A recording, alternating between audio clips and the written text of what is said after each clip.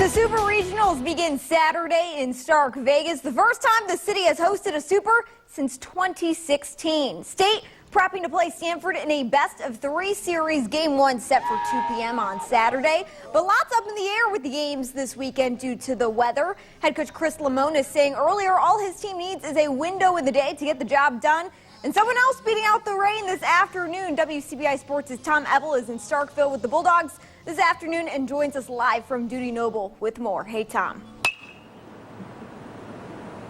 Courtney, the video on the practice was obviously a much nicer time here in Starkville. We've been forced inside because it's still pouring here outside of Dudy Noble Field here in Starkville. But the matchup for Mississippi State and Stanford is going to come down to the pitching staffs. Obviously, Mississippi State's led by Ethan Small. That's one of the tops in the country. Same with Stanford, 11th best team ERA in the country. But if you ask Ethan Small about Stanford's lineup, he'd tell you, I haven't looked at them yet.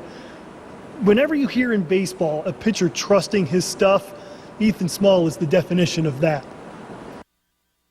I'll look at their hitters tomorrow, and then if they have some glaring weaknesses, which I doubt they will since they're this far, then we may look to exploit those. But every week's about challenging myself to just pitch to my strengths, and then if they're doing something that doesn't work with, I'll just make adjustments off of that. Pretty similar in some ways. The difference is it's rights and lefts. It seemed like Miami had a lot of lefts. Stanford has a lot of rights, so hopefully the wind's blowing in from left and out to right, and maybe is what we need. But they're very similar, but we just got to make our pitches. I feel like if our pitchers make our pitches, we'll be fine.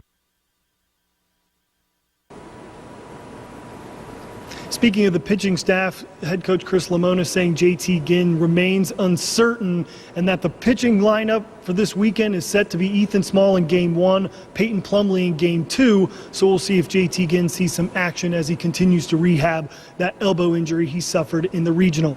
Reporting here outside Dudy Noble Field, Tom Ebel for WCBI Sports. Courtney, will send it back to you.